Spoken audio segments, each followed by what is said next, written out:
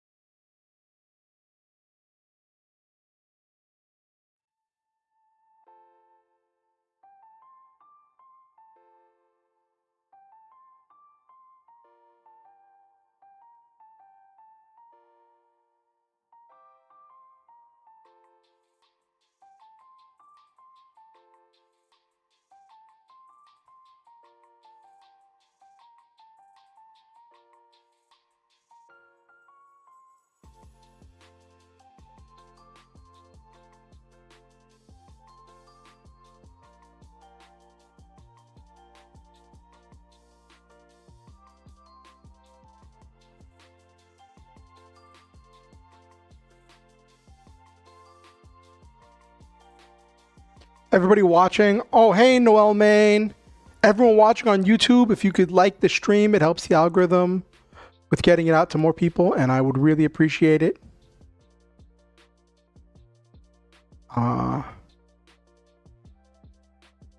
Okay.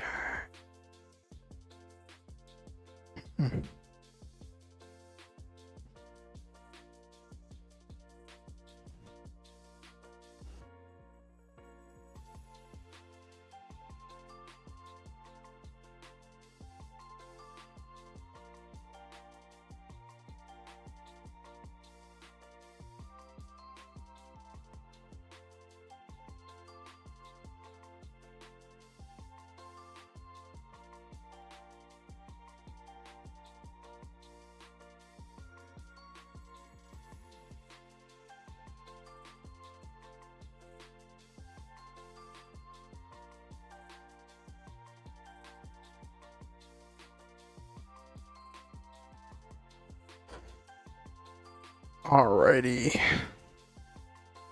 All right, give me a second. I'm gonna go grab my food because it just finished cooking right before stream started. And I just gotta wash a bowl real quick and throw it in the bowl. And then I will be right back and we will get rolling. Okay, chat?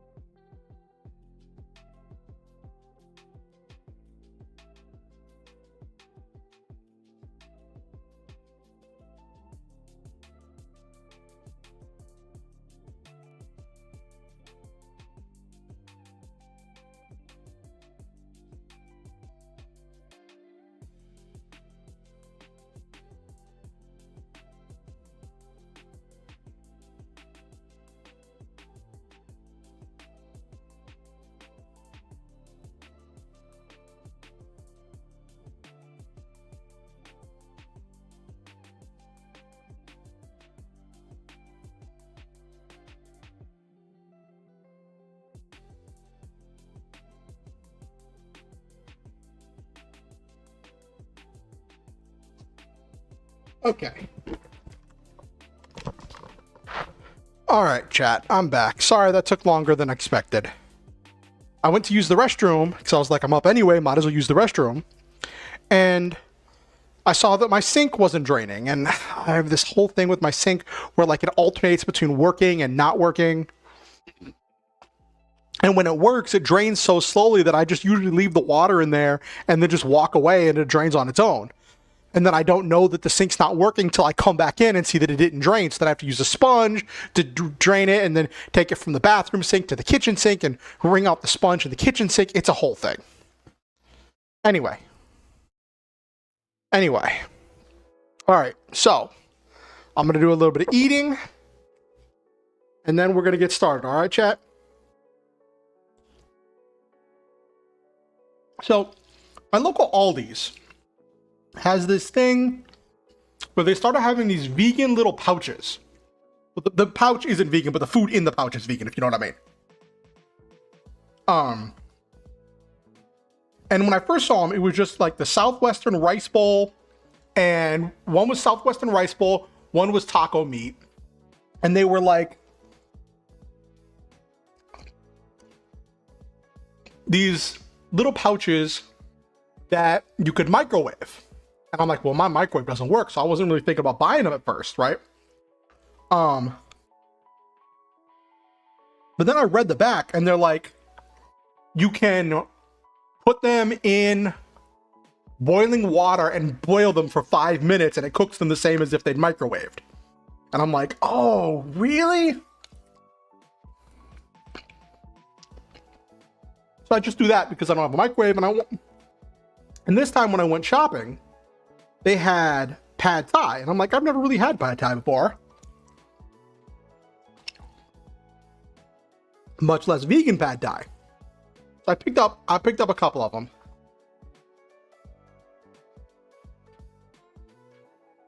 Oh geez, Noel Main, good luck. And I went to make them, and I looked at the nutritional value, right? And I'm like, there are not a lot of calories, and there's not a lot of protein in this. I'm still going to be hungry after I eat this.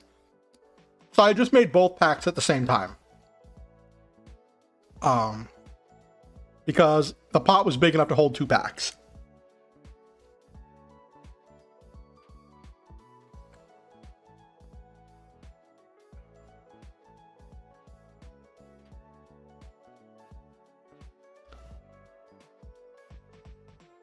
So how was everybody's week?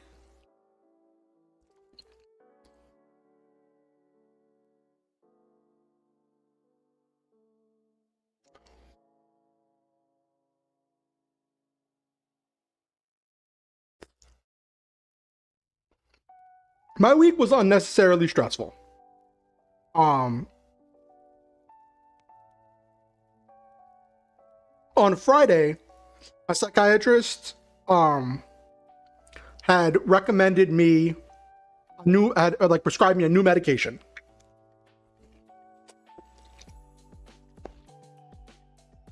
And I had to go get that picked up this week after it got filled. And then your vacation's almost over, LeMay. You do anything memorable on your vacation? Was it a staycation or did you go somewhere?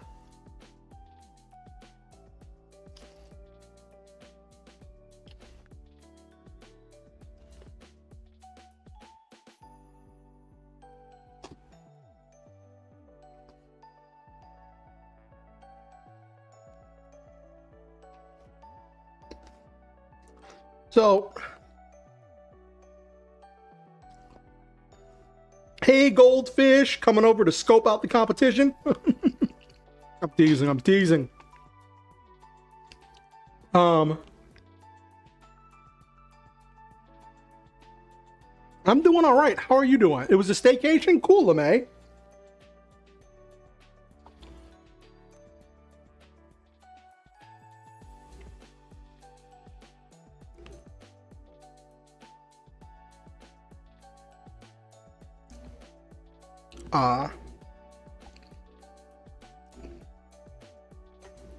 So I was dealing with a lot of stress because of money stuff, and just kind of being reminded of money stuff was just stressing me out.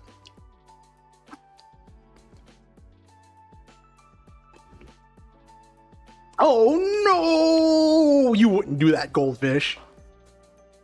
You wouldn't do that, goldfish.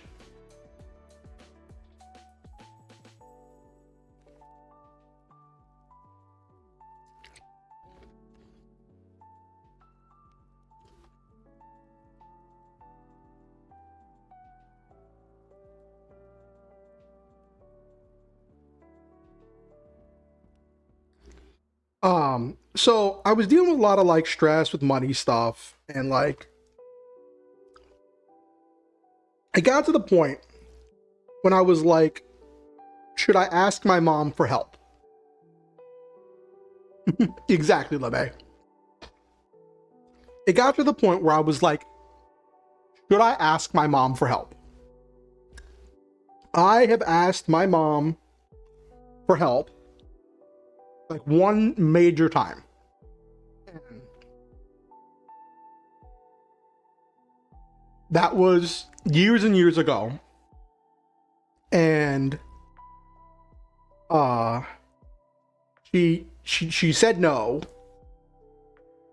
and was not very helpful, and did not really say it in like a constructive or loving way.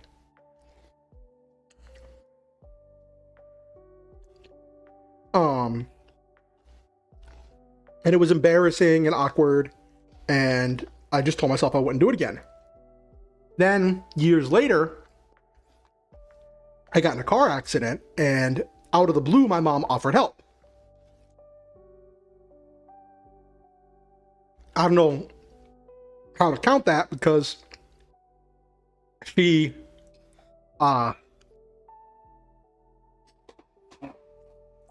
sent me a credit card. She sent me a credit card attached to her account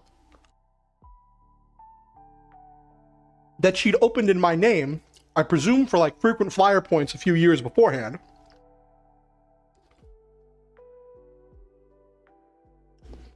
And the idea was that I would pay back all the money that I was using on the card once I was on my feet and I could work again.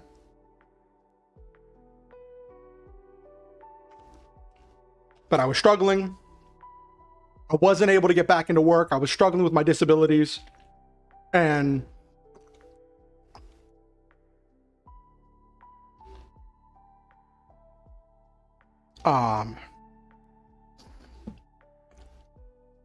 I was struggling with my disabilities, and stuff was not going great.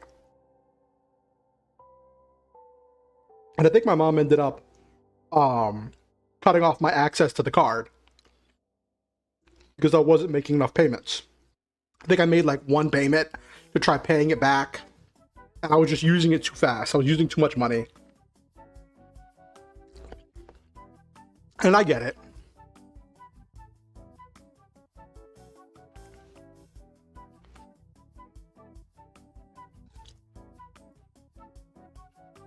So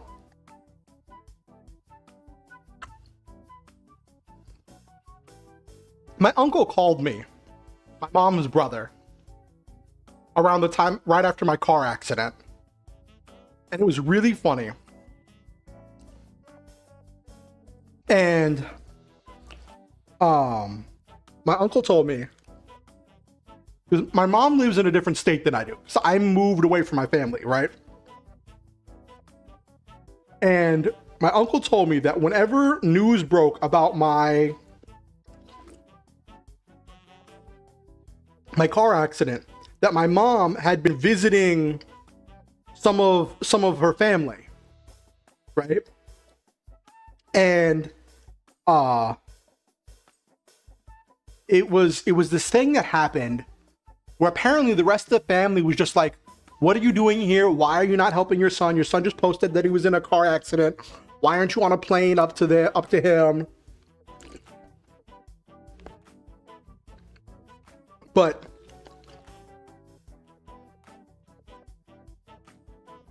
she, according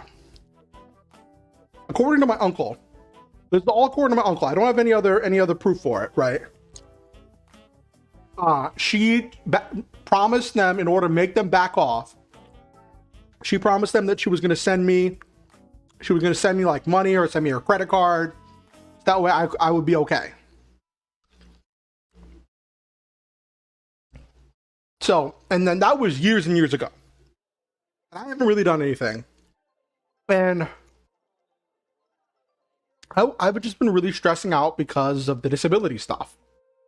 Right? I hadn't heard back from my lawyers. I was expecting to hear back from my lawyers last week. I didn't hear back from them this week.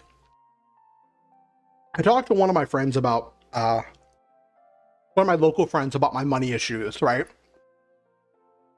And I basically told them that, like, because I was talking to one of my local friends and like, what's new? I'm like, not really a whole lot. I haven't heard from the lawyers. And then I don't know if they started or I started, but we started talking about my financial situation. And like, you know that thing people do sometimes where they try to suggest solutions that aren't really helpful?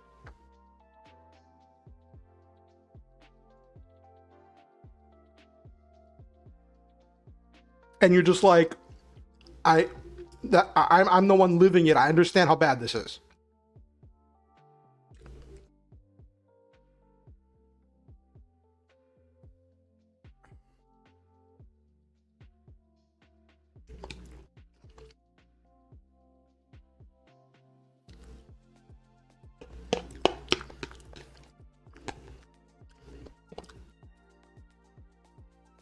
But it got me thinking, right, about the stuff that's going on.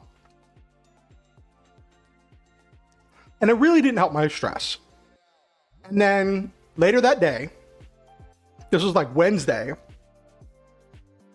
I texted my mom to ask how she was, because I'm not going to say where she was because I'm not going to dox her, but she was in the path of the hurricane.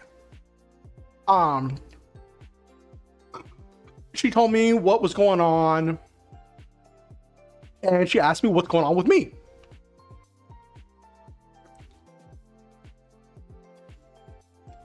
So I was like, do I just say nothing much, or do I actually open up? And like, we don't have a great relationship, but I thought, you know what? I'm just going to open up. I'm going to tell her what's really on my mind and what I'm really struggling with. So I told her about how I've been stressing out about the money stuff, how my disability case got denied, and that I was stressing out about trying to find a way to pay for things.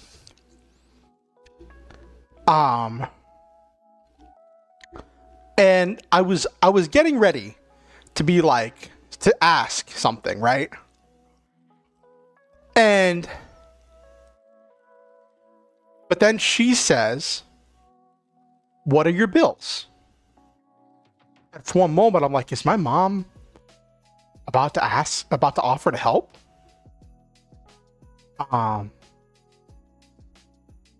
So I told her my bills. And she was like, oh wow, is there any way you could get a job or something? And I'm like, that's why I'm applying for disability, because I can't. She's like, is there any kind of job that you could do to try to make a little money? Because I don't need very much to survive. Like, if I could make $200, that's like after taxes and stuff, $200 a month would cover pretty much all my bills and give me some money for like essential things like shampoo and soap and stuff. And like, I know I talk about money a lot, but it's just a really ever-present thing for me.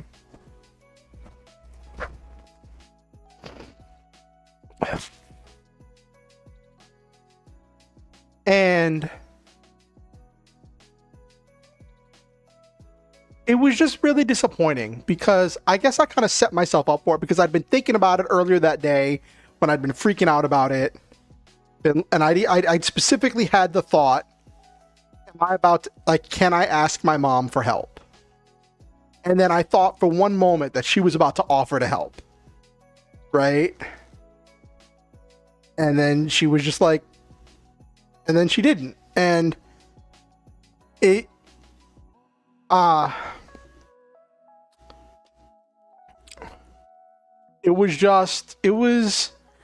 not mad at her because I didn't ask, right? It was just a moment where I kind of set myself up for disappointment. And it didn't help that when I'd been talking to my local friend earlier in the day, they were like, oh, you could just do this, or maybe if you found a job. What was it? It was really funny. She was like, well, you can kind of be functional for like 2 hours a day. If you found a job working like 5 days a week for 2 hours a day, you'd be fine. And I'm like, trying to find a job that I can do, right, that will give me the accommodations I need, including allowing me to only work like 2 hours a day and not have to spend hours and hours to get there. That will actually pay me money is not very conducive to well, anything. And I'm like, that's not just gonna fall in my lap.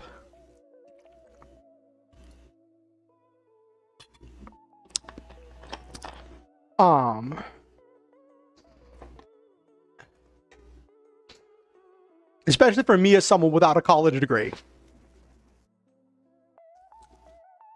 So there was that whole thing with that, and that was a really big disappointment for me. And again, I'm not mad at my mother. Like, I didn't ask.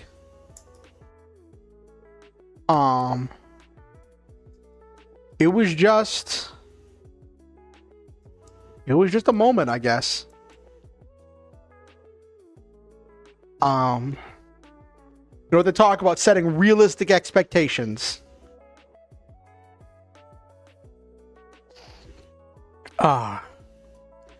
And then I got a call. So what's happening is my case got denied for disability, but there's an opportunity to take it to like a higher court. But my lawyer doesn't deal in that higher court, and they have another law firm that they recommend for people going to that higher court. And they're like, we can recommend you to that thing. So they did. And I got a call from that other lawyer's office, and I'm like, okay. And they start asking me, yeah, finding part-time work is really hard, LeMay. And the whole thing with that lawyer, the lawyer's office called me and they were asking me all these questions, and I answered as truthfully as I could.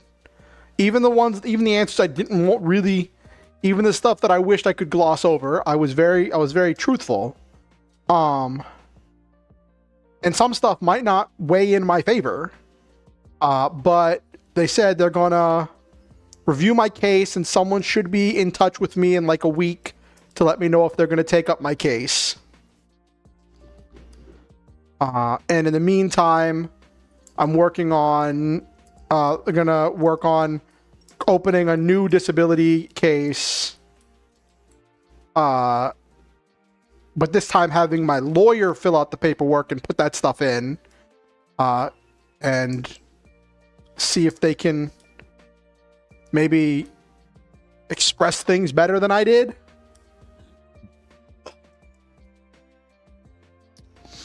It's just a rough ride. And so all that to say, it was a pretty rough ride.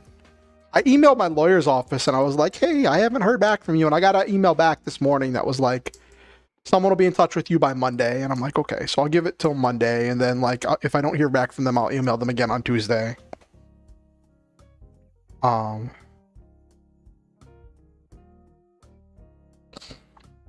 I think they also work Saturday, so they might call me tomorrow.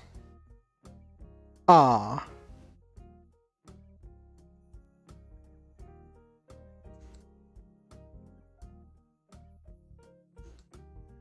I'm sorry. I didn't mean to drag you down, Noel, man. I was just being honest about it, you know? It was just that moment.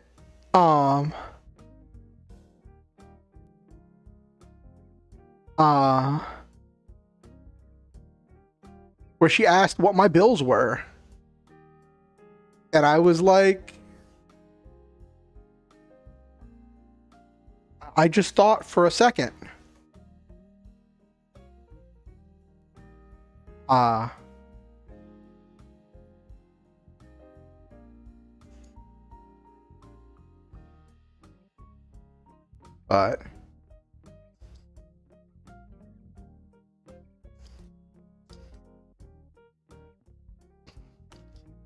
But yeah, so then last night happened. For those of you who don't know, I watch Critical Role on Thursday nights. I think my neighbors probably hate me on Thursday nights because I am hooping and hollering and pacing around and freaking out. Oh, okay.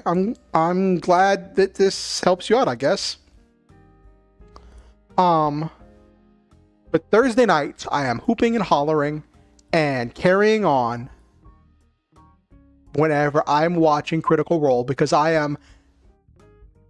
would joke and say I'm absolutely normal about that show, but I'm not. And I've only really gotten involved with Critical Role in Campaign 3, but I'm aware of the previous characters, right? I keep up with some of the stuff. I know a lot of the stuff from the back lore and whatever. But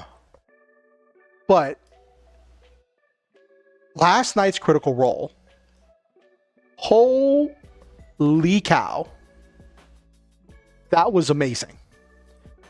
Spoiler alert for Critical Role. The Campaign 3 crew, Bell's Hells,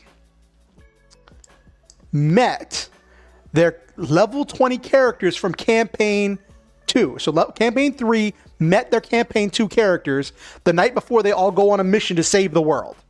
Right? Yeah.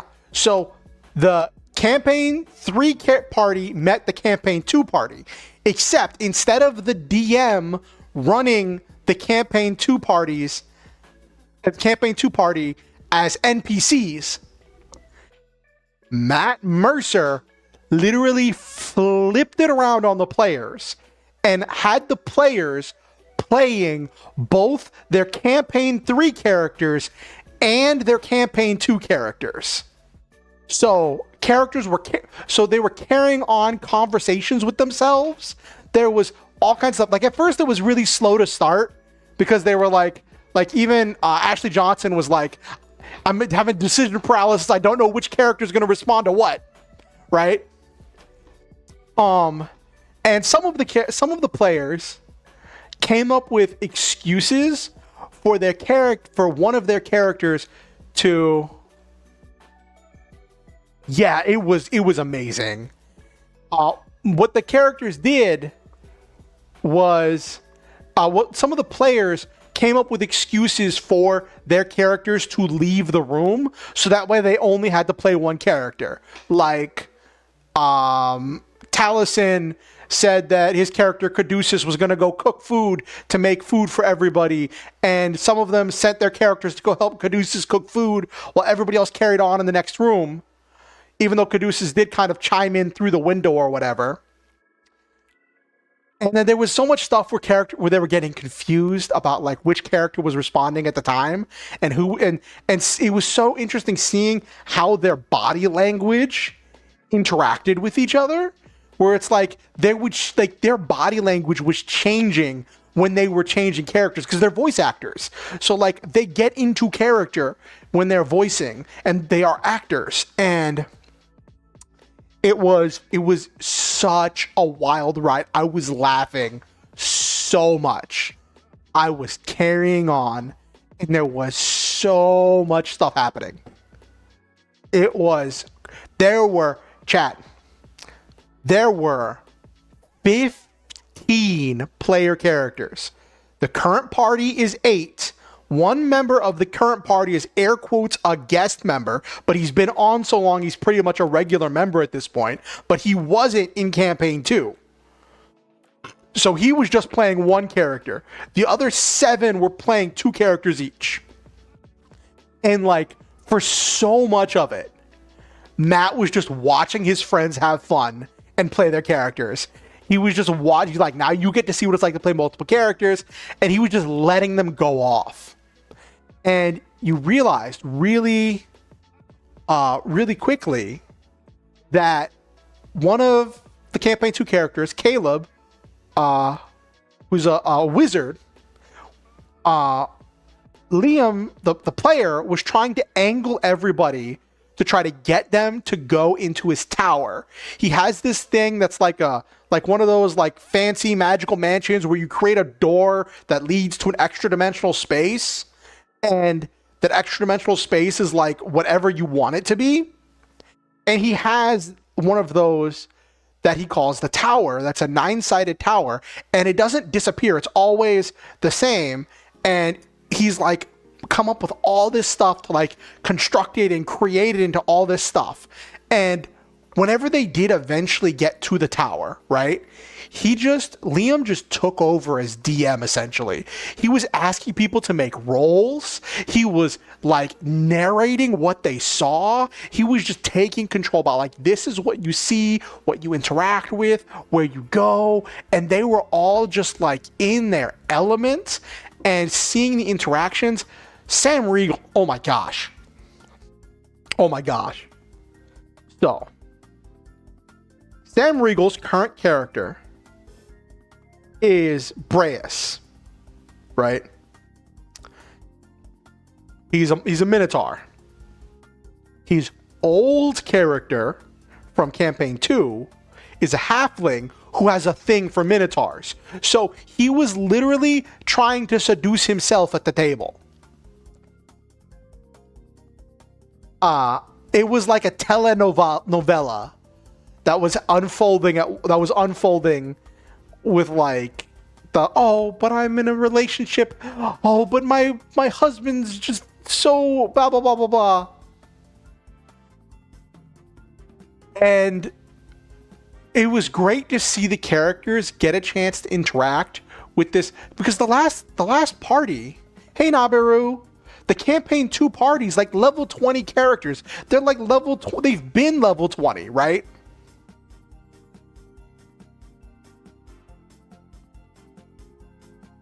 And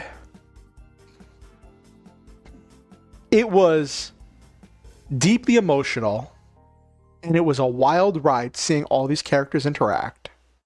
And one of the things that like Critical Role does is they're not afraid to embrace romance, right? And in campaign 2, there are 2 pairs, 2 couples that became couples over the course of the campaign and all that stuff unfolding, right? Yasha and Bo and Jester and Ford. And seeing how they interacted with this new group. How was your week, Nabiru, by the way? I see you there. Seeing how they interact with Bell's Hells.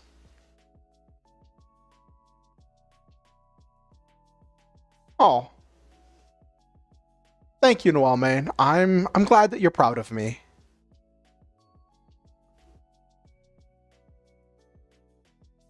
But seeing how they interacted with this new group, with their own relationships growing and expanding, and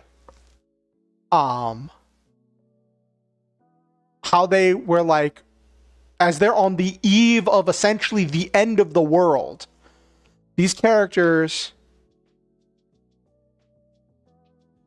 reading trash and garbage. Aren't you always, Nabiru? Aren't you always reading some yabai trash? But seeing all these characters interacted when they are the night before what could be an unaliving mission.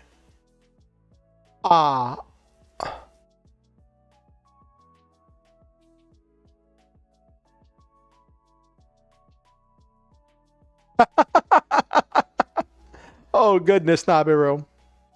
So it's like, what do you do the night before the end of the world, right? What do you do on your last night? And oh my gosh, chat. So Robbie Damon is one of the members of the new party, of the current party, who plays this character, Dorian Storm. Dorian Storm has history with Liam's current character, Orem.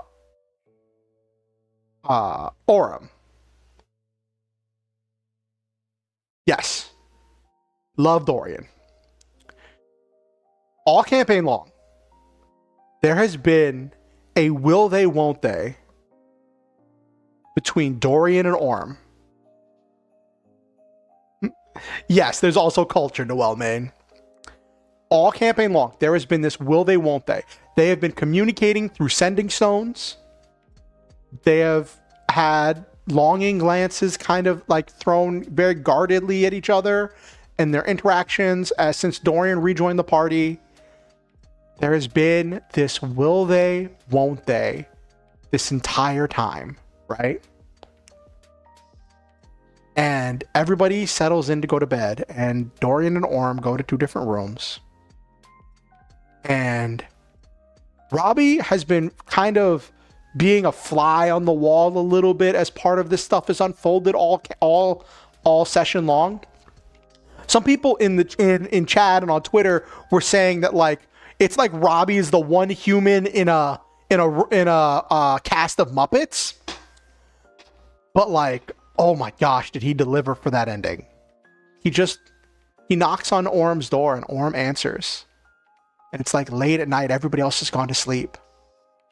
And Orem says, like, I've been trying to get up the courage and to go walk over and knock on your door for 20 times. And I was like, oh no. Oh no, are they about to? Oh yes. Oh no, oh yes. And Orem confessed his feelings. And he's like, I've had feelings for you almost as soon as I've known you. Now, the one thing, Orem is a widower. Orem's husband died. Right? So, like, there's a whole thing with Orem, and, like, that's a big key part of his backstory. And a big part of the whole thing for Orem has been, will he be able to move on? Even when he spoke to his husband's spirit, his husband's spirit was like, don't like not live your life because of me, right? Don't miss out on life because of me. He wanted Orem to be happy. And I was like, are we about to get a Dorian and Orem kiss? And Dorian confessed his feelings, and there was this really interesting moment where, like, Dorian expressed that, like, he grew up in a very sheltered community, right? Yes, Liam adds so many Liam is so good with tragedy. There was this moment where Dorian confessed that, like, he had feelings for Orem, but he also acknowledged that he came from a sheltered background and that there was every possibility that Orem was just the first kind-hearted, loving face that he saw. And he just, like the sheltered person he was, fell in love with the first person to show him affection. But in that moment, he didn't care. He had feelings for Orem. Well, he has feelings for Orem. And he says, basically, you've been protecting us. And I love when Dorian is like, you're why I'm here. It's always been you. Or something like that. And it was like, oh my gosh, I was like bouncing up and down on one foot when I was watching this happen. Right? And Dorian said, all I ask is to just lay down beside you and hold you on this night. And they cuddled up.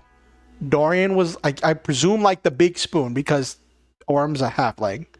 And he just held, Dorian just held Orem, and they cuddled. There wasn't a kiss, but they were kind of like holding hands as they were cuddling. And Orem had this moment where, as he was falling asleep, he had to keep telling himself that this was okay.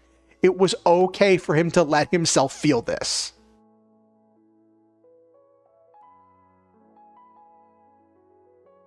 And oh my gosh.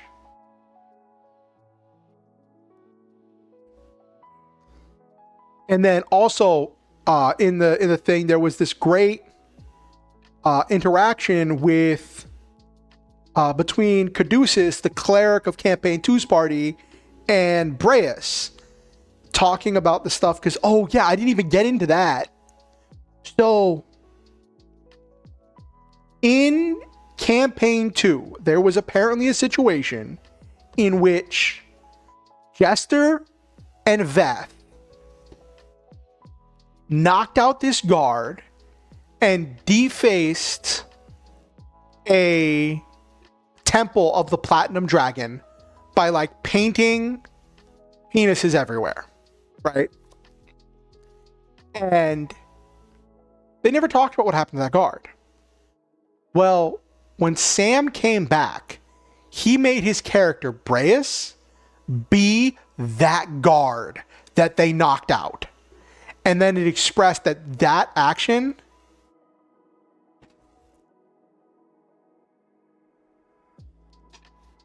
yeah, it was so peak Noel, man. And what happened here was it was showing the repercussions where, because of that action, right, Breus's life had been ruined. He was excommunicated from the church, and you find out that his family were religious refugees, and with him being excommunicated and losing his position, his family got sent back to the terrible place they'd lived beforehand, and he'd been exiled, and he'd lost his citizenship, so his fiance could no longer marry him. So he'd lost everything. And in the depths of his despair and anger, he turned to Asmodeus, the god of lies, right? The god of the nine hells, the betrayer god. And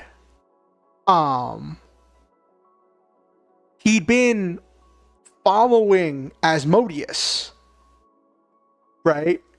But he hadn't really had a lot of contact with Asmodeus. And ever since Breus met the party, he'd been really questioning it, and he'd been pretending to be a devout follower of the Platinum Dragon in order to get them support from the church. That he was reformed, right? And the Church of the Platinum Dragon had accepted him back in, essentially. And in this moment, he met Jester, and he recognized Jester. And there was this, "You ruined my life," and all of the backstory came out. And Jester's like, Jester's Jester. Jester's a personable, loving person who can be a bit chaotic. And Jester reached out and apologized and comforted Breus and was like, "Let me try to fix this." and she explained why she did it and what was going on. And I think she added more context to what was probably in the moment, just the players being silly, right? And it's funny because Veth, one of the two that committed that vandalism, is Sam's campaign 2 character. But Veth, I believe, was a goblin, but was cursed to be a goblin. And partway through campaign 2, they did some stuff to like turn her back to her true state, which is a halfling.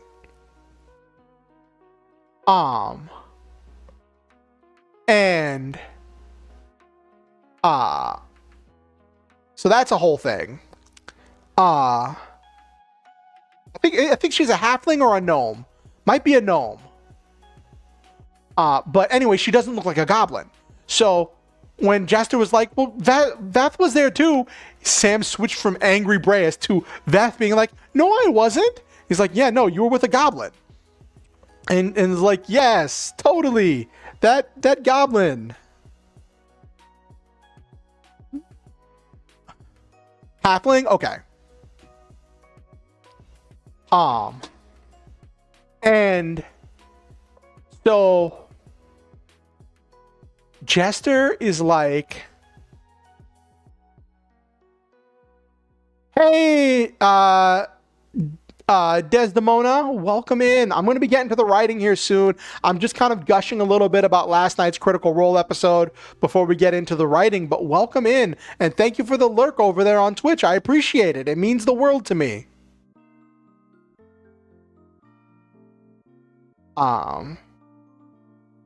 And Desdemona, I want you to know that I value having you here. Anyway. So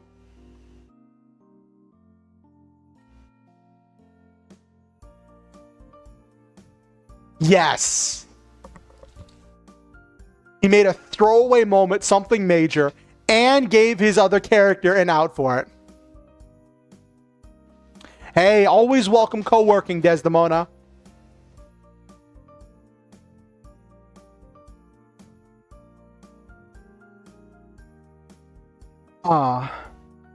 And so Jester, now it looked like there was going to be a fight for a second, and Yasha, campaign 2's campaign 2 is the Mighty Nine. Their barbarian was like ready to get up and fight for Jester, and was ready to fight Breas, right? And Jester like disarmed the situation and was like, I can use my powers of sending. I can use my powers to reach out to your fiance and tell her how amazing you've become and see if maybe I can help you get her back. I was laughing so hard at this moment. And his Jester's known for her ridiculous sending spells, right? And doing just some ridiculous messages. And Breas was like, can you tell her all that? And Jester's like, yes, I can tell her everything. He's like, okay, then do it. She's like, well, what do you want me to tell her? All of that stuff that you just said. And so she did the sending. And Matt was playing the character. And the character was like, listen, I don't know. Like, the sending woke the character up. And so she had to do like a couple sendings. And the ex-fiance was like, listen, I like basically saying, I've moved on. Like, that was a long time ago. That was a long time ago with Breas. This, that, and the third. Right? So then Jester I missed part of this because I was laughing so hard. But like, Jester convinced Breas that like that his ex-fiance wasn't like into him, or like wasn't hot anymore or something, or like that she just wasn't feeling the vibe, and that like and basically tried to let him down softly. And it was really cute. Like, there was a moment where like Caleb was like seeing the tension come from the room and realizing that Jester is Jester, I'm going to go do something else. Right? And then, oh my gosh, one of the highlights of the night. So, Chetney Pockaby, Travis's campaign 3 character, little old gnome who is older than gnomes should live to be. And every time he goes to bed, every time he takes a long rest, he used to roll a D100 in order, and on a 100, on a 000, his character's going to die in his sleep. And that is just constantly, like, it is this constant stress every time, right? And Travis has talked about wanting to try upping it to be like, maybe I have to roll, if I roll under my level, or if I roll this, or if I roll that. And he's talked about wanting to, like, up the chances of Chetney dying.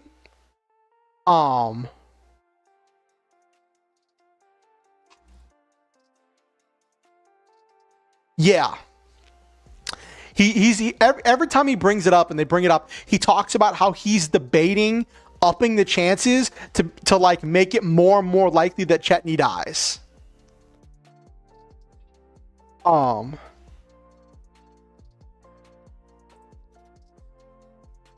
And Chetney is a carpenter. Yeah, the old age, exactly. Chetney is a carpenter who makes toys, and he one of his goals has been, all right, we'll see when you get back, LeMay. One of Chetney's goals is to be well known, to be world renowned. He wants to be a legendary craftsman. And he spent a lot of his time making toys for children all over Exandria. And he's like a master craftsman. And a while back, they met someone who collected Chetney's work. Found out there's an entire network of people that collect Chetney's work. Call themselves the Sea Poppers. And there was this running kind of like gag that Chetney might be Orem's father because Chetney's old enough. And Orem never knew his biological father.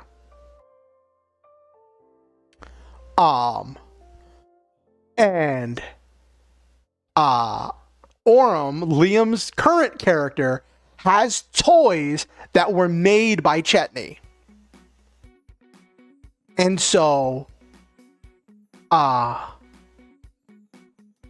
Caleb, Liam's campaign 2 character, wakes up Chetney when Chetney's taking a nap, and he's like, listen, it's an honor to meet you. And we're like, no, you're not about. Did you just retroactively make Caleb a Sea Popper? And he's like, when I was a child, I saw your toys in the store windows, but I could never afford to buy them. But now I am not a child and I have a nice collection of your toys. Right? And so he retroactively made Caleb a fan of Chetney's work, right? Tying both of his characters into Chetney. And he showed off that he had this collection of toys that he collected. And he didn't know about the Sea Poppers, right? Because that would be too much to say that like Caleb was secretly a Sea Popper. So he was a collector, but he was a private collector. He didn't go to like conventions or anything, right? And one of the toys he has is this little wooden egg that opens up with like a little pearl or black pearl or some kind of little treasure inside, right? And when they had met the last collector from the Sea Poppers, you found out there was only 5 of these eggs, but everyone thought there was 4. And Chetney's like, there is a 5th. And everyone's like, who has the 5th egg? And then Liam's like, Caleb has the 5th egg.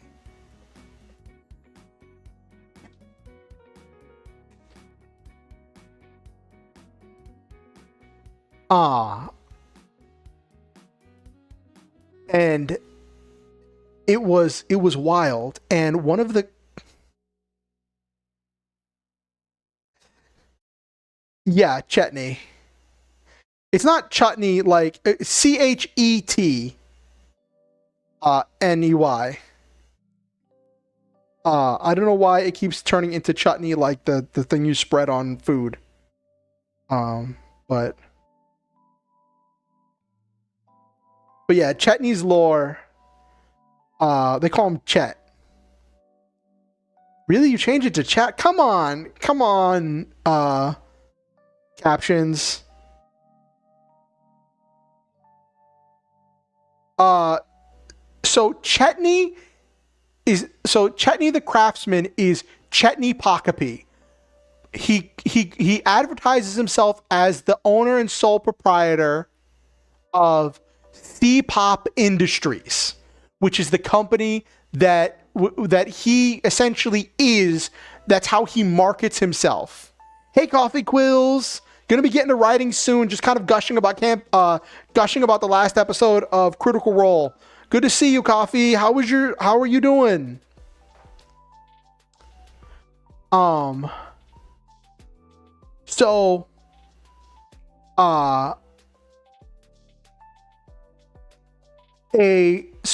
since Chetney markets his stuff, he puts C-Pop Industries on all of his and his signature on all of his work, right? So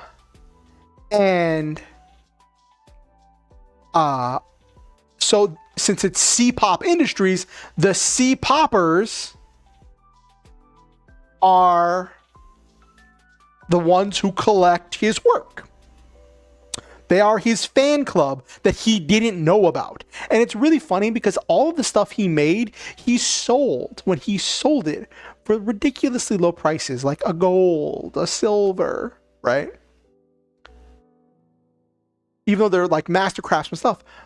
On the secondary market, all of Chetney's work is going for like, I think it was like hundreds and stuff of gold pieces.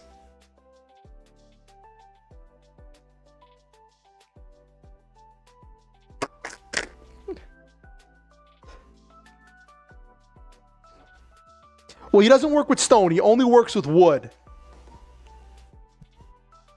But yeah, he's like ridiculously old. So, Liam was just like, because it had been said that there is a fifth egg that's unknown to the Sea Poppers, and Liam just said, Caleb has the fifth egg. And one of the campaign 3 characters, Fern, is she's a little thief. She's a little collector. She likes to collect little knickknacks, and she's a druid rogue. And she likes to collect little knickknacks and steal things. And she tries to steal the egg from Caleb in his tower. And he gets it back, and she throws a whole bratty fit about like, I'm a collector. You tell me there's 5 things, only 5 of this thing in the world. There's a collection. I want to collect them. I want to have all 5. And she's throwing this whole little bratty fit. And it was just so funny.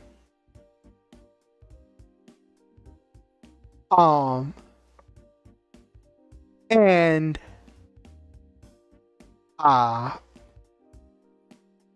it was this moment of like really cool stuff.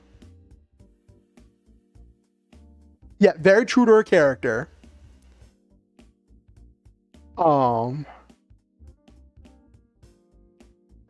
And so it was this beautiful moment. But the whole thing of retroactively saying that Caleb has been secretly collecting Chetney's toys this whole time. Collecting toys made by Chetney this whole time. Is so hilarious.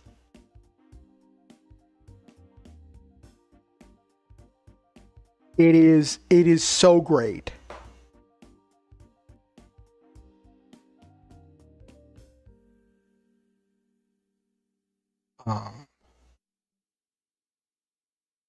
And then they had moments where like they were like interacting between the two parties, and there was a moment towards the end where Caleb met with Imogen and Laudna, and Caleb was like, I don't know if this will help. This is the best thing I can give you. And he gave her something called an Intuit charge. And it was like the last one of like some line of like magical devices that he either made or acquired somewhere. And I don't know what it does. And Liam said that he didn't fully remember what it does, but he was like, just look it up. You'll figure out what it does. Excuse me. And everybody in chat was like, oh, you're just giving her a nuke.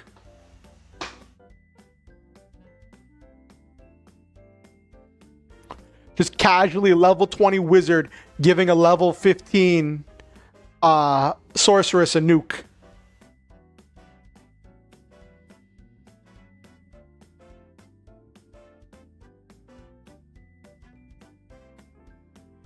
So, actually, let me see if that's listed somewhere. Hold on.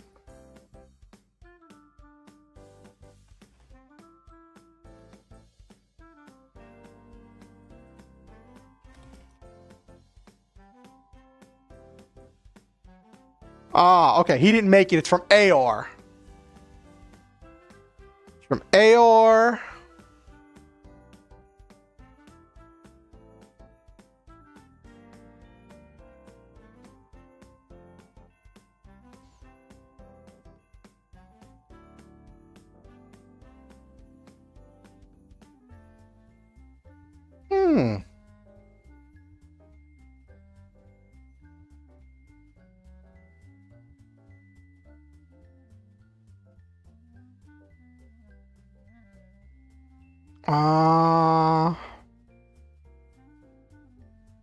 Okay.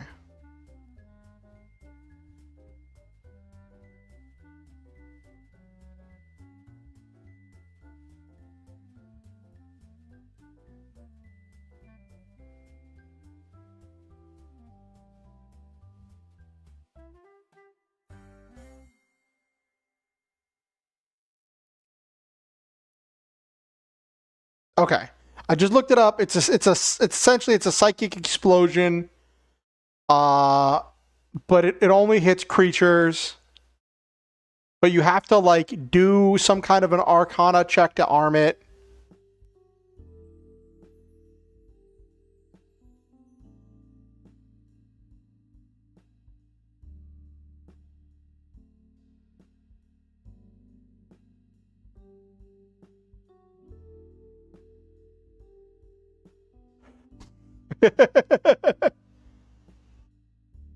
I should have clarified that the Sea Poppers were the ones who collect Chetney's work.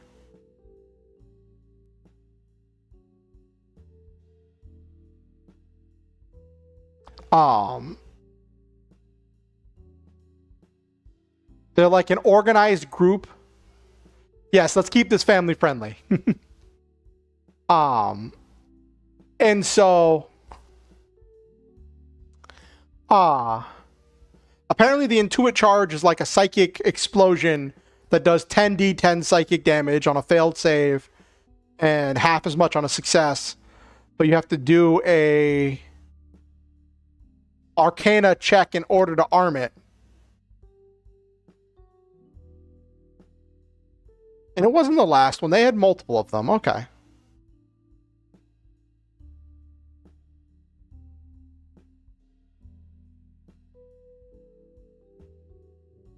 Okay. But anyway,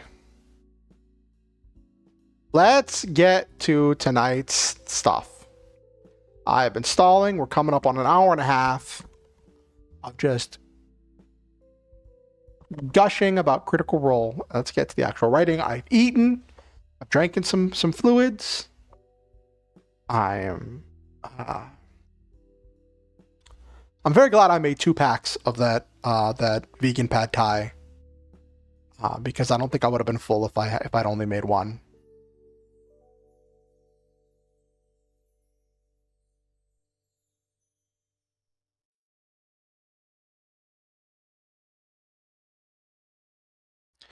Okay, so all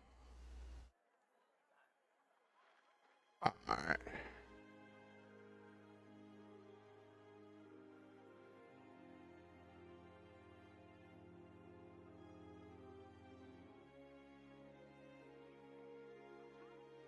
Okay.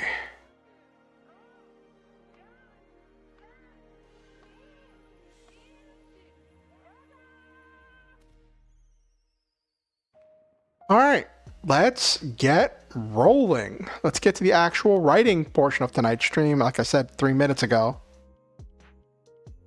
or 1 minute ago, I downloaded a new thing.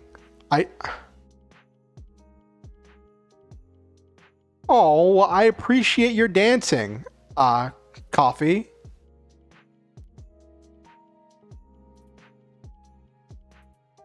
I appreciate your dancing. It's good to see you, Coffee. All right.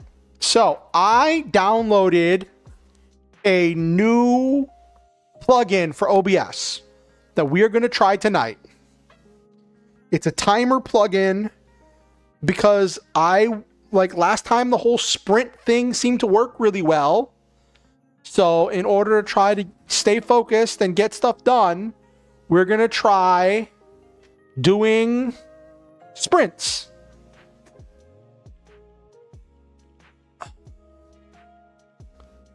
Give me 1 second.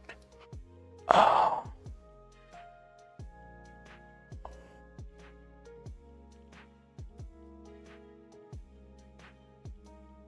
And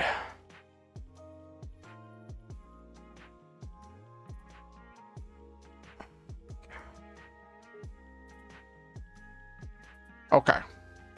So today, because I'm one of the finalists for the Flash Fiction contest.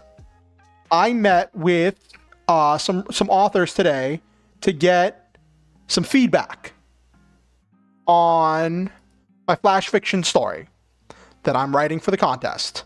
It has to be turned in by Sunday. Got some notes about how I can improve it, where I can change things, and how I can up the creepy factor and make it more of a horror thing. So we're gonna do sprints of editing. And we're gonna try to knock out some stuff. I'm gonna try for a 30-minute sprint. My one thing is the timer doesn't make any noise when it goes off, so I'm gonna have to keep it up so I can keep track of it.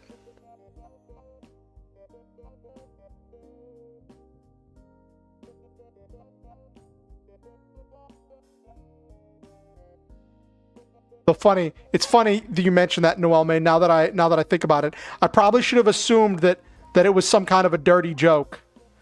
The whole sea poppers. That it was some kind of a silly, dirty joke that Matt came up with, that Matt was using for that name, for that organization.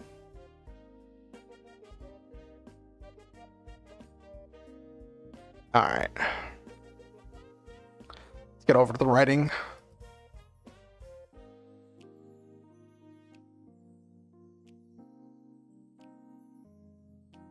Okay.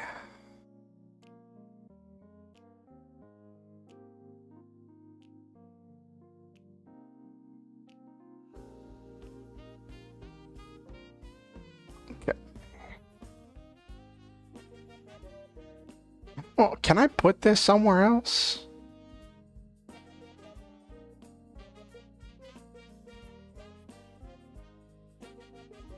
There we go.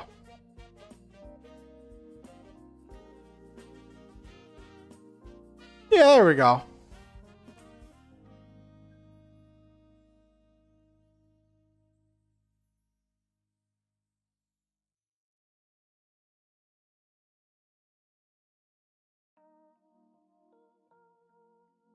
Ooh, that's rough, Noel, man. What game are you playing?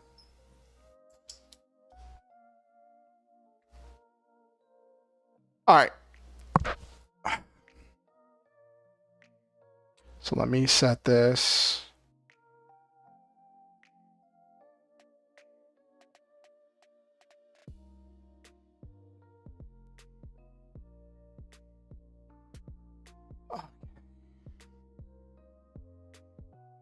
All right, chat.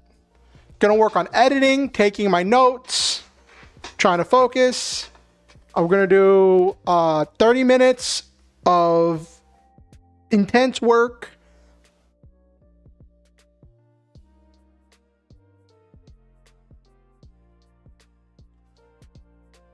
Yeah, so Goldfish, that was... Oh, Shadowverse? Okay.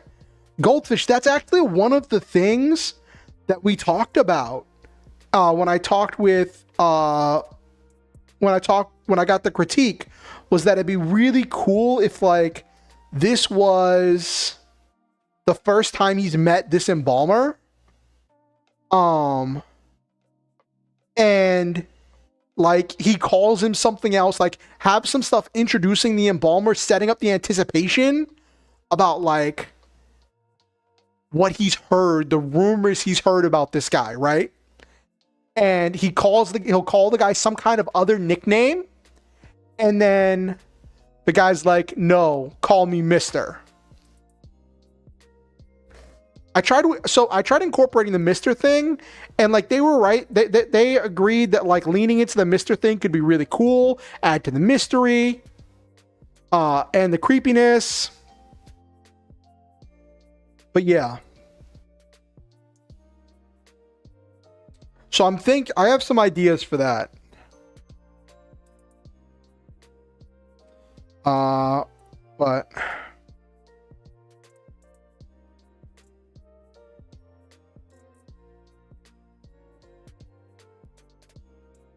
But yeah, let's get started.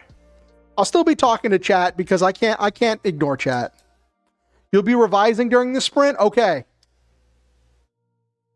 All right, let's everybody get ready. And 3, 2, 1, go. I did not. Oh, sorry. Go.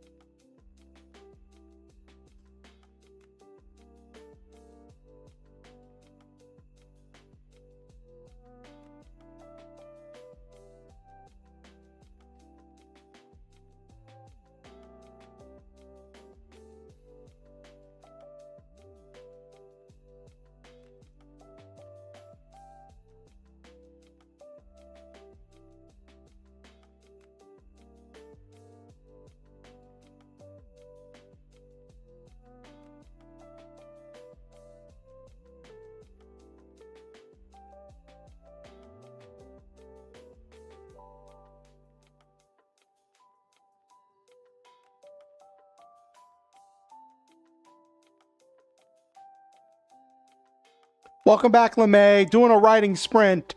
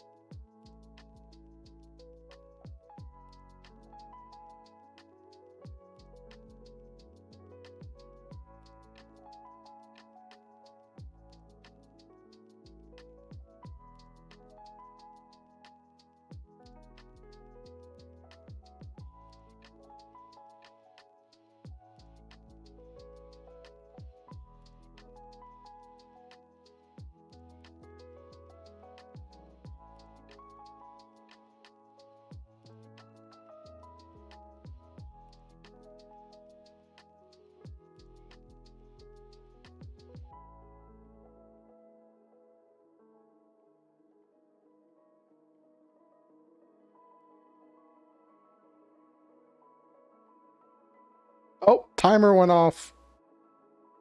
Okay. Alrighty. Let's go pens down. That was not the button I wanted.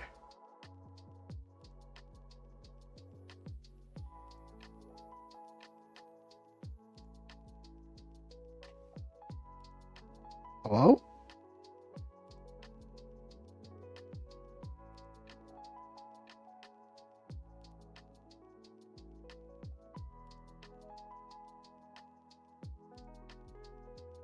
Let's do a little 5-minute wind down for a little bit where I go over what I did. And then we'll do another 30 minutes. How did everybody do during the sprint? How did everybody do?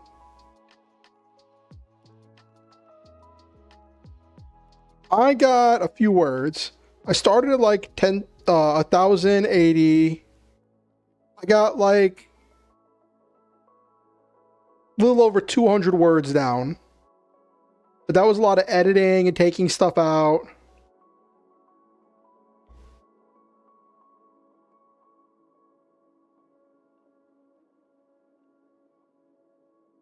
Hey, progress is progress.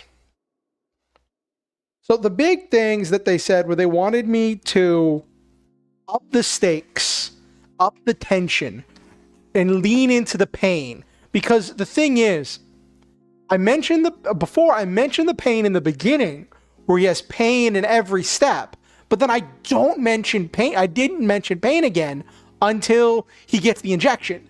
So they wanted me to add more references and have more things where it was more visceral, more descriptions of him being in pain, the pain ratcheting up. This idea that like maybe he might die if he doesn't get this serum, right? And work on this whole like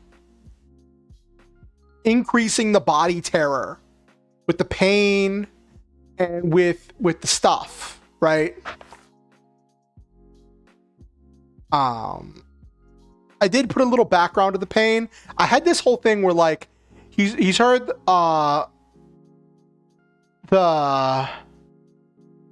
actually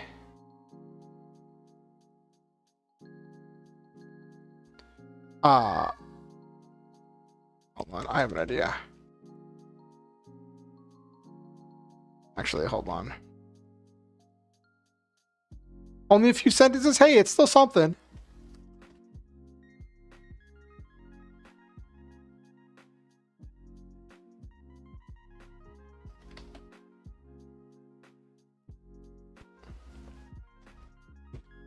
So he calls him Mr. Necromancer. He's like, no, just call me Mr. Were you followed? And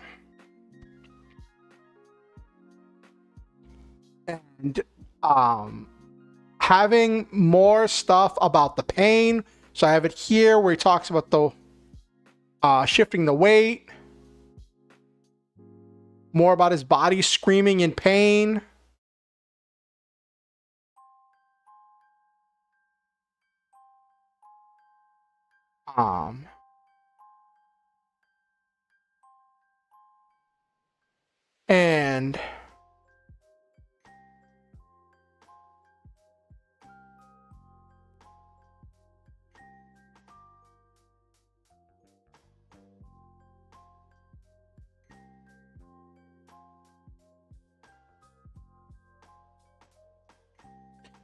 And then there's a whole thing with that, and then leaning into some more stuff with the being more descriptive with the pain and getting more descriptive with what's happening in the injection, and then also upping the ante here. We're saying he's like, good luck with the infection, hopefully you don't need an amputation. And then like having this thing where like he's got the scars on his arm. Okay.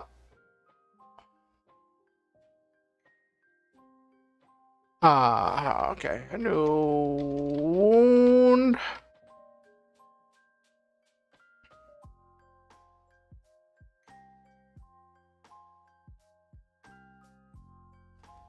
I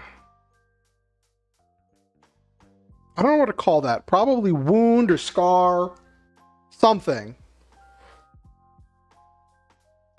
Something, chat.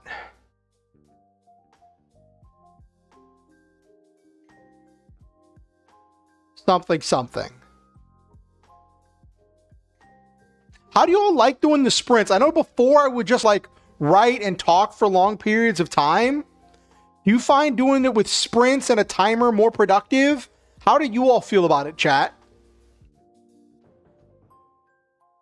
Oh, that's the time.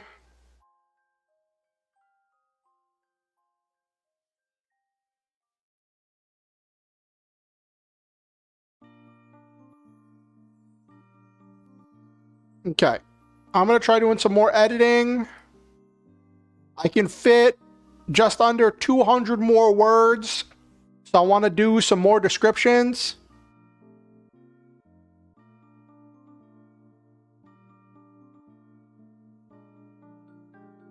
I want to do some more descriptions, embellish stuff, lean into some stuff.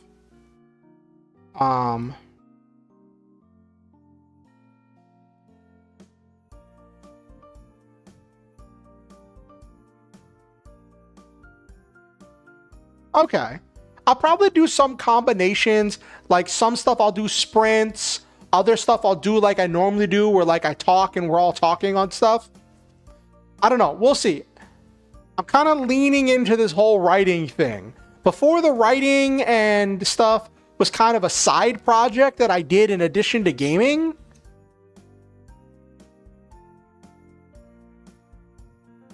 Yeah, and I kind of like that alternative goldfish. That kind of helps a lot with like my decision making. And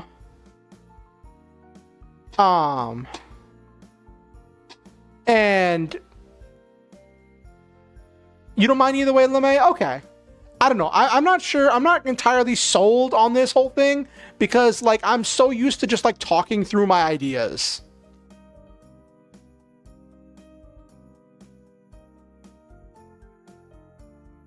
I don't like this line.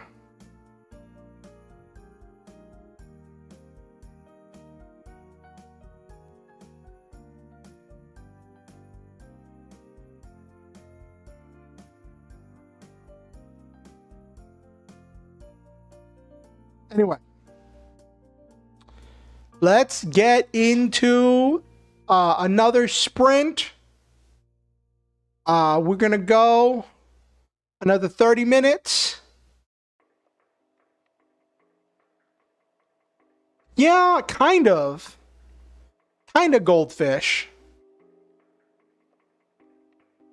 I don't know. I like the engagement where people put what they're writing and talking about their writing in chat, and like we like interact with each other. Hello, ticking time queen. Yes. I am in a relationship. But that is a personal thing I don't talk a whole lot about. Yep, let's rock. So all right, let's go.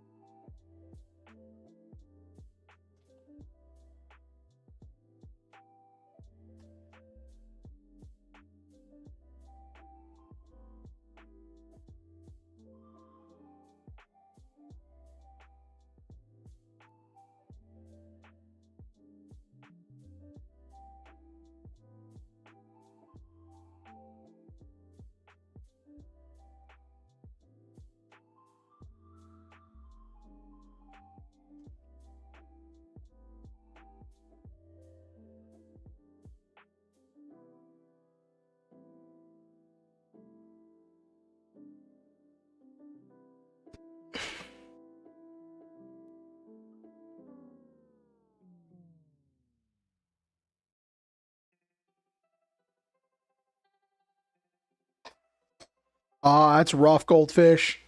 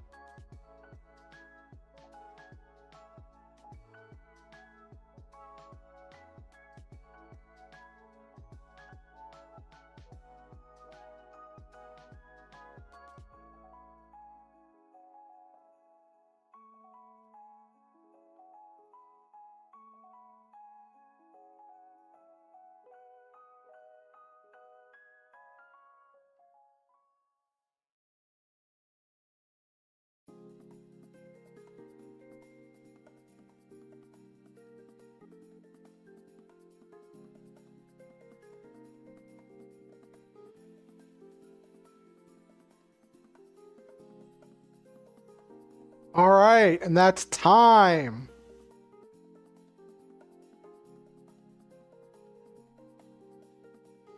I only got about like 80 words done in that sprint, but I think this is really nailing down some stuff. I'm at 1377 words, so I still have about 123 words, about 120 words left to do that I could do at max, but I don't have to go to 1500.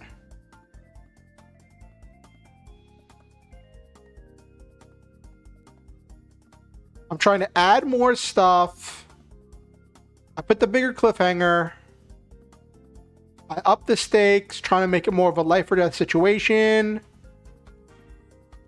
Stuff to set up the embalmer.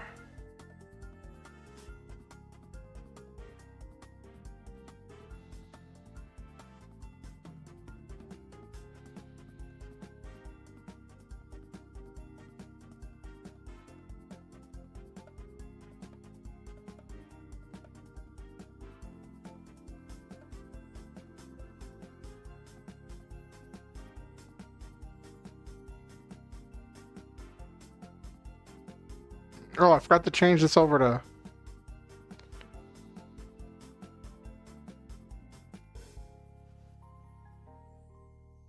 How'd everybody else do on their sprint? I might change it to 10 minutes break between things.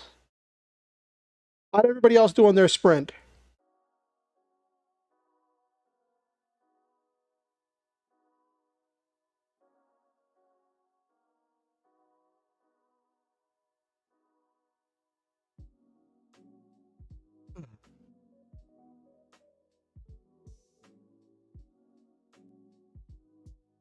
Much previous in the better one? Nice. Nice, nice, nice.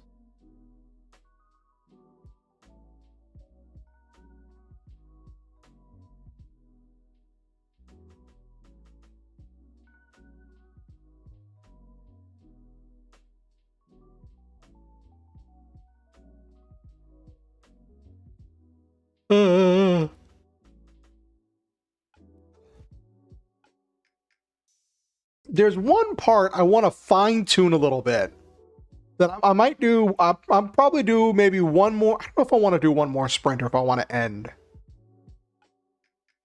Because we didn't do a whole lot of actual stuff, but this kind of fine tuned and tweaked a little bit. This part here with the introduction.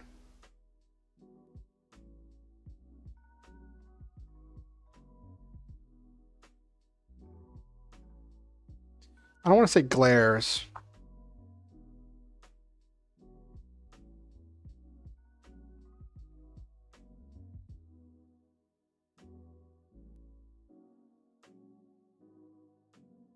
Oh my gosh, you are right up against the limit there, Goldfish.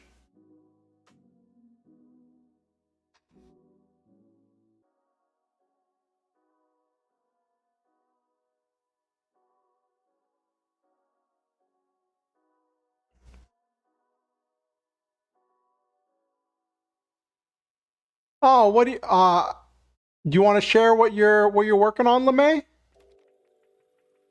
It's including the 5-word title.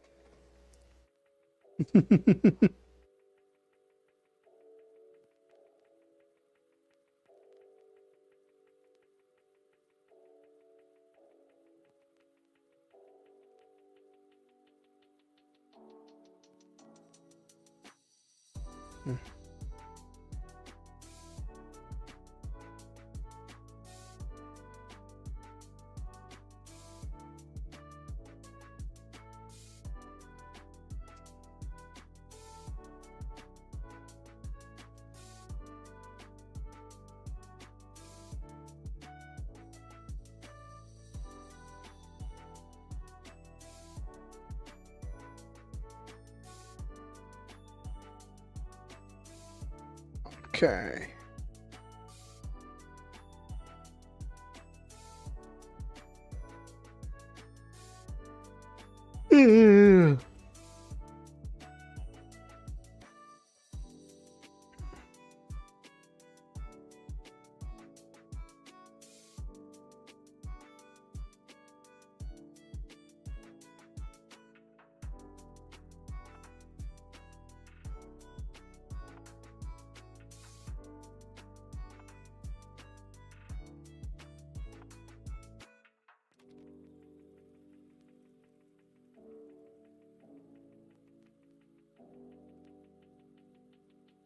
this part here.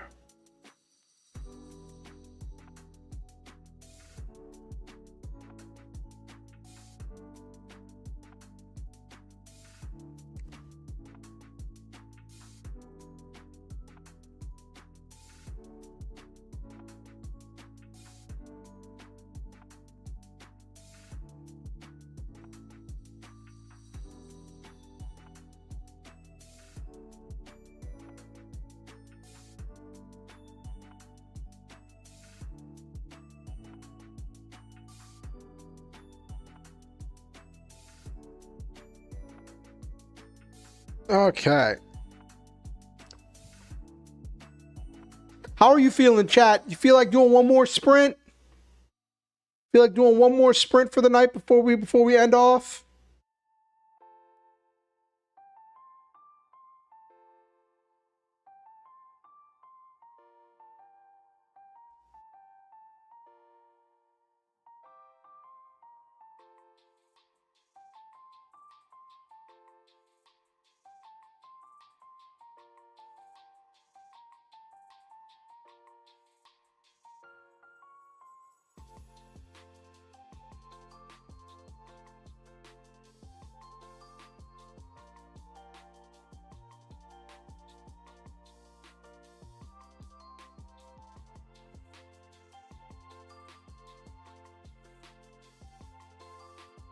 Yeah, I'm kind of feeling tired myself, Goldfish. I should probably end. I'm probably gonna get some of my friends to read this over and give me some feedback, because that helped a lot. Having people read it over and give me feedback helped a lot with like nailing down what this was. And I'm not sure that I would have made the finals if I hadn't if Hero Girls hadn't suggested that I reframe it to be focusing on the appointment.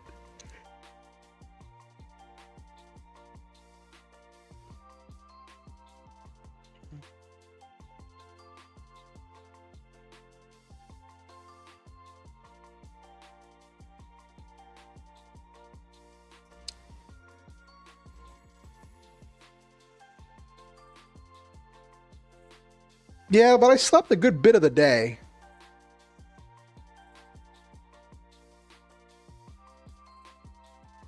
Yeah. It was really funny. When I was talking to the people about the critique, they're like, I was like, should I reveal more about how he was injured or like why he's hurting? And they're like, well, do you have that planned out?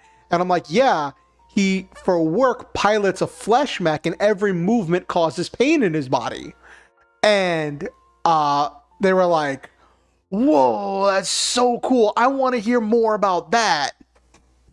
And I'm like, I don't know how to insert more of that without like killing the pacing.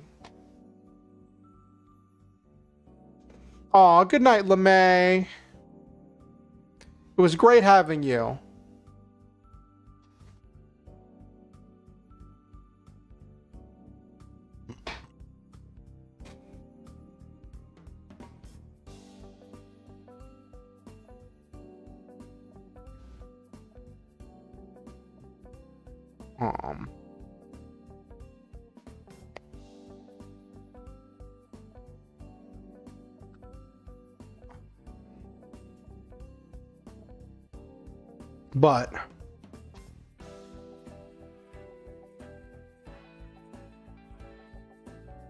But I think this is in a really good spot.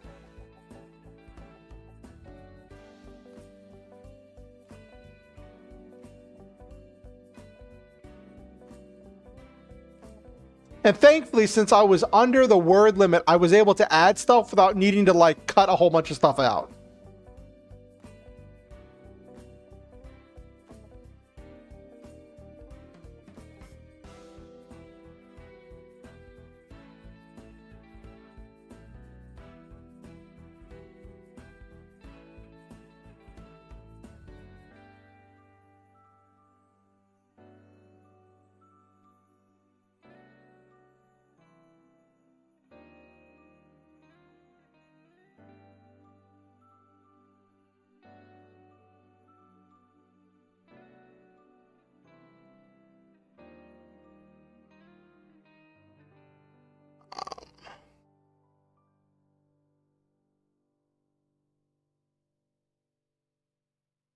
Yeah, this has been fun.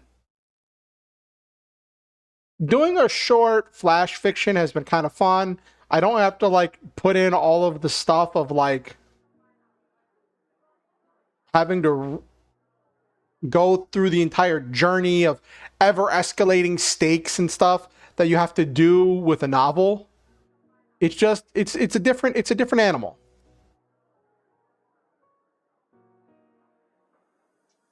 It's just a different animal. All right, let's go to just chatting and wind down for the night. Hello? Why is my captions not working? Has the captions not working for a while? Hold on. Okay, my mic is working.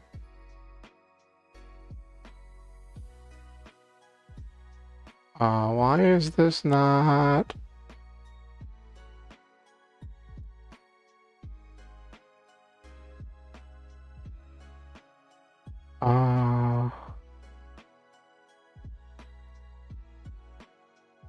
Did my captions? Oh, now the captions are working. For a second there, I noticed the captions weren't like working. I was like, what in the world? That was really weird.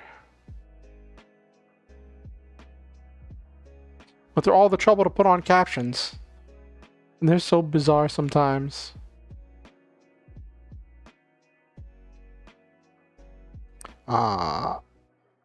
There we go. Cool.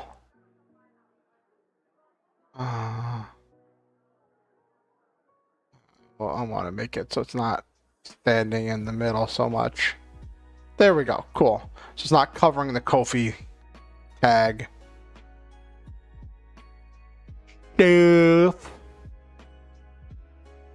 All right. Let's wind down for the night. We'll just do a short 3-hour stream tonight. Nice short stream tonight. Got a lot of work done. I think total, so like, I started at like just over like about 1100. I'm just short of 400, so I wrote about like 300 words tonight. Not a whole lot, but considering I was editing, I think that's a good number to hit. I think that's a good number to have hit.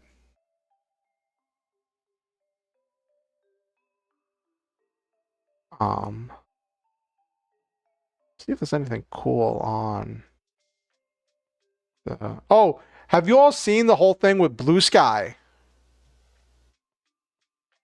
Where a lot of people are migrating from Twitter to Blue Sky. It has been so interesting.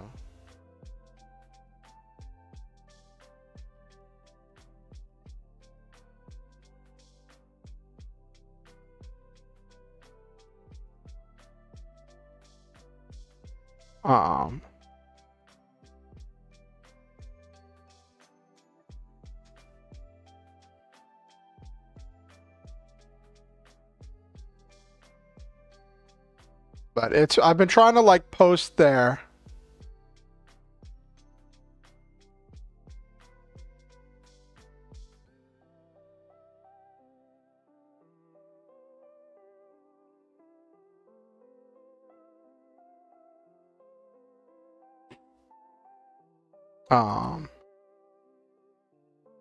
Watch the first episode of that new Netflix Gundam series.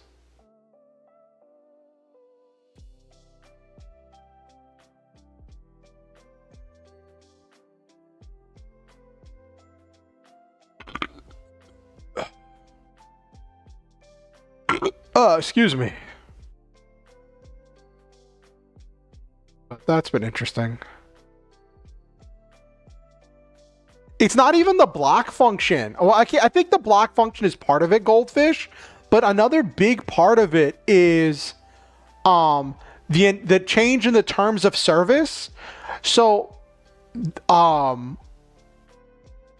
Twitter or X or whatever has this AI called Grok, and Before, you could opt out of your posts being used to train Grok, which I opted out of.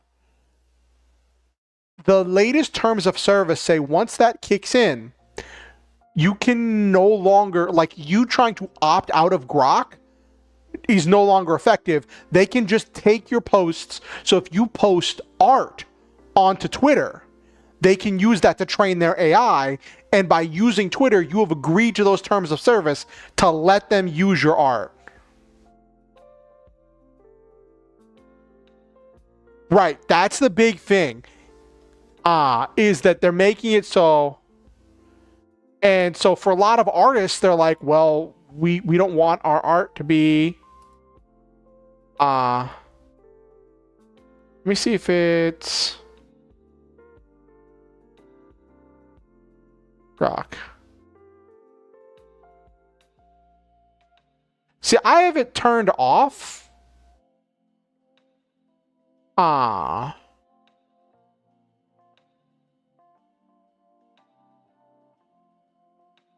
like, I heard that because of the terms of service, even if it's turned off, they could still take your posts.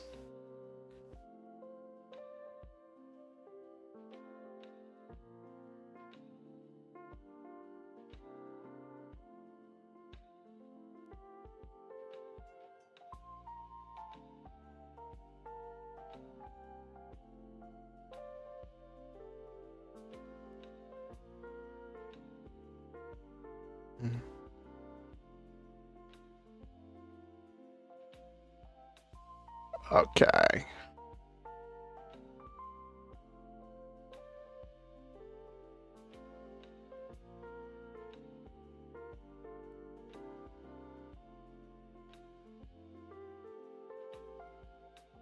Yeah.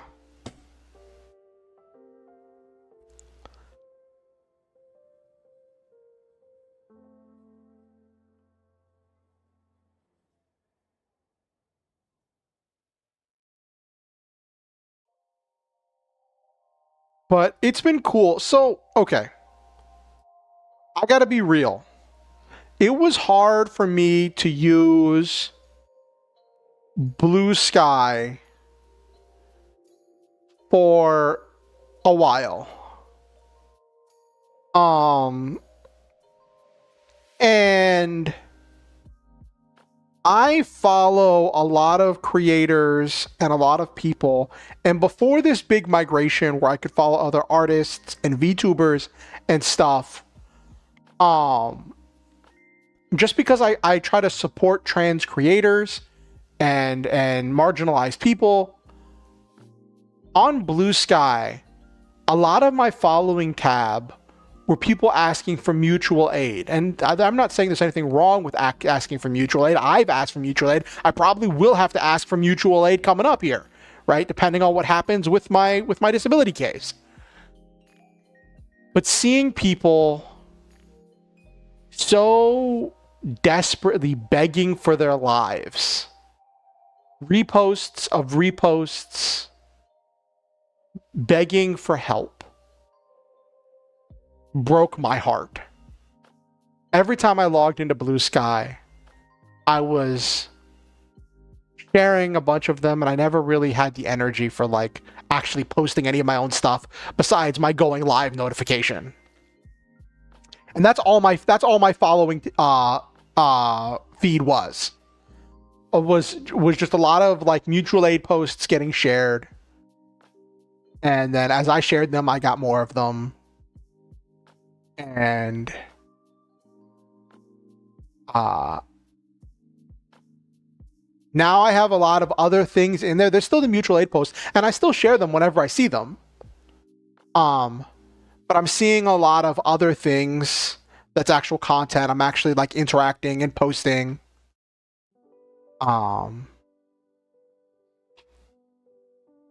And so that's cool.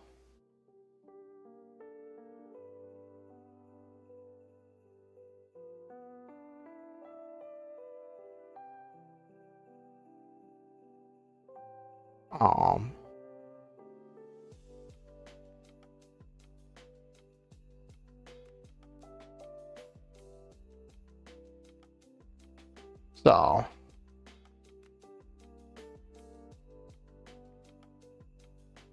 All right.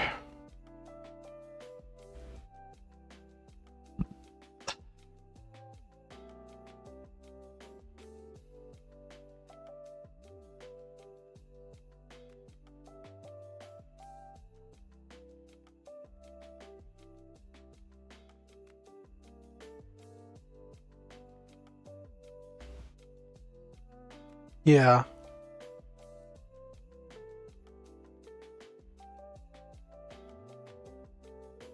Okay.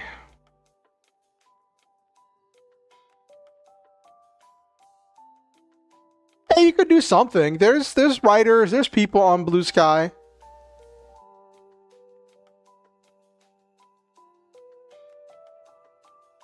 It's funny, I was on Twitter the other day, right? And on Twitter, I'm at like 488 followers. So I'm just under 500 followers. I remember when I broke like 150 followers. So it just seems really weird to have climbed up to almost 500 followers on Twitter. But then on but the thing is, I know a lot of those are like air quote artist accounts.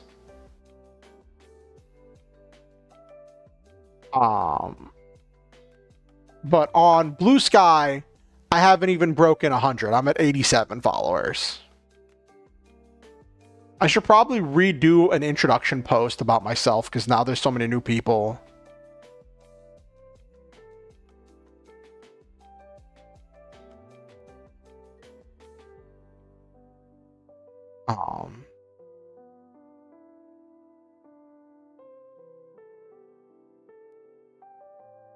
Okay.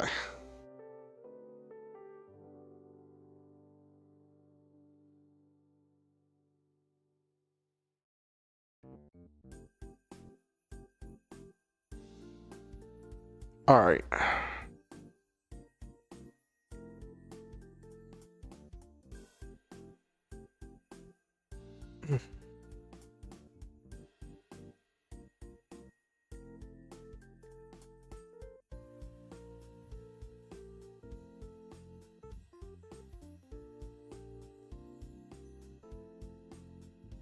Don't see anything cool. See people sharing a bunch of art and stuff.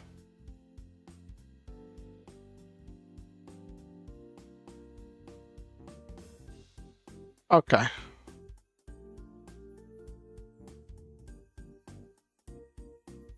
Let's see.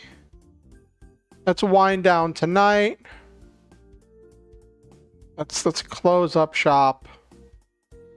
Tonight's been a pretty slow night. I don't know if I'm going to keep doing the sprints thing because like we didn't have nearly as many people coming through, and I don't know if that's just because I wasn't as engaging or what. But we'll see what happens. Trying something new, chat. Trying something new. All right. So, for those of you who don't know, at the end of my streams, I like to speak positivity, love, joy, and hope into the lives of my viewers. I like to shout out everyone who was in chat, and I like to speak words of affirmation for all of you. So, we're just going to get through that because I love doing that for all of you. Excuse me.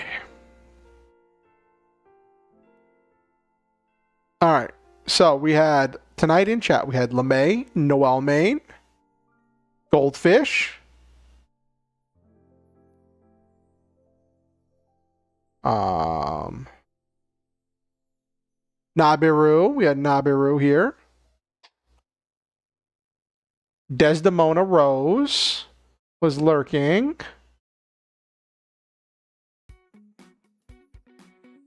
Coffee Quills was here dancing in chat.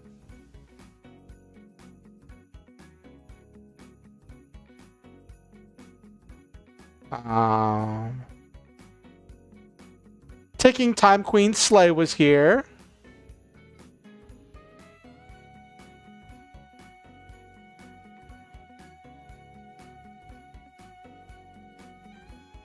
All right, now to all of you who I just shouted out. Thank you for participating in chat. It helped make tonight go really well.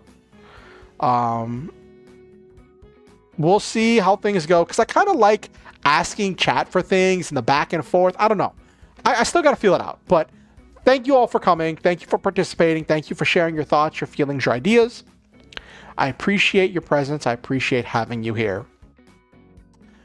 And to all the people who lurked, thank you for watching. Thank you for your views, your time, your attention, your energy. Thank you for coming to stream. Yes, it was good times. And to everyone who watches this VOD afterwards, thank you for your views, your attention, and all of that. I appreciate all of you. I love all of you, and I believe in each and every one of you. I believe that you are valuable, worthy of love, deserving of happiness and good things. You matter. You are precious treasures of human beings. And, words. Hold on. Okay. Sorry, I just had to check something. I got distracted. Sorry. I got distracted in the words of affirmation. I'm tired, chat. I love you all. I think that you are valid, worthy of love, deserving of happiness and good things. I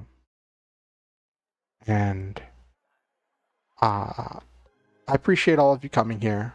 Always remember the Star Hunter motto. Shoot for the stars, have wonderful adventures, live your dreams, and always stop to enjoy the memes. If you're watching on YouTube, I just realized an ad's about to pop up. Gonna snooze that. If you're watching on YouTube, I ask that you like the stream. It helps the algorithm with getting it out to more people. If you're watching the VOD, please be sure to try leaving a comment. I love responding to comments. If you have any friends or neighbors or aunts or uncles, co-workers, arch nemesis, enemies to lovers, lovers to friends, anyone you think might enjoy my content, feel free to show them my content and invite them to the next stream. Next stream is going to be Monday, 8:30 p.m. EST. We'll see what we do then. We are inching ever closer to November, so we will see what we do. One